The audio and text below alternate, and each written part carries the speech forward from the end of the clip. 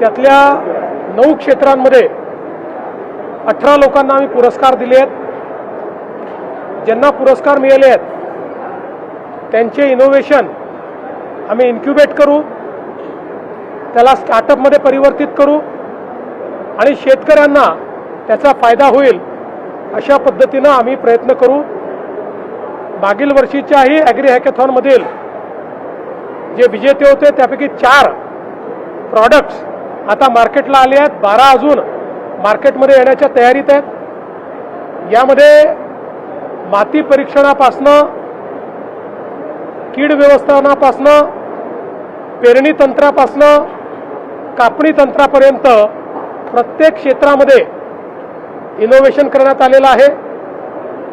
ज्या गोष्टी आपण शेतीकरता वापरतो त्या प्रत्येक गोष्टीत अतिशय ऑप्टिमम त्याचा उपयोग कसा करायचा की जेणेकरून उत्पादन खर्च कमी होईल, पाणी कमीत कमी लागेल, युरिया असेल, DAP असेल, न्यूट्रिएंट्स असतील, या प्रत्येक गोष्टीचं रॅशनलायझेशन करणाऱ्या अशा प्रकारच्या हे सगळे प्रयोग आहेत। त्यामुळे शेती क्षेत्राला याचा मोठा उपयोग होईल। मी 2 घोषणा आज केल्यात। हे जे पुणे ॲग्री हॅकेथॉन आहे हे पुढच्या वर्षीपासनं संपूर्ण महाराष्ट्राच्या स्तरावर आम्ही करू। त्याला महाराष्ट्र ॲग्री हॅकेथॉन म्हणण्यात येईल आणि याच्यामध्ये पहिला पुरस्कार दरवर्षी एक पहिला पुरस्कार हा स्वर्गीय अजितदादा पवार यांच्या नावाने देण्यात येईल। तेच आता ठरवू, पुण्यात करू। कर्जमाफीच्या संदर्भातली आमची तयारी अंतिम टप्प्यामध्ये आहे। या संदर्भात कॅबिनेट सब कमिटीची बैठक झालेली आहे।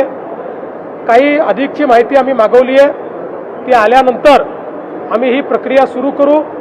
30 जून पूर्वी कर्जमाफी आम्ही करणार आहोत।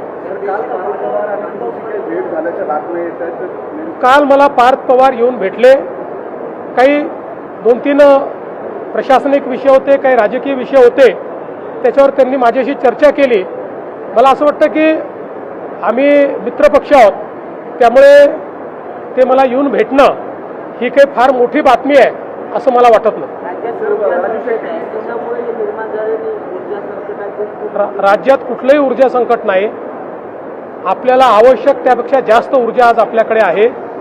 एखाद्या ठिकाणी कधीतरी ग्रीड फेलियर होतं, त्यामुळे काही काळाकरता, काही तासांकरता संकट तयार होतं, बाकी राज्यात भरपूर वीज आहे।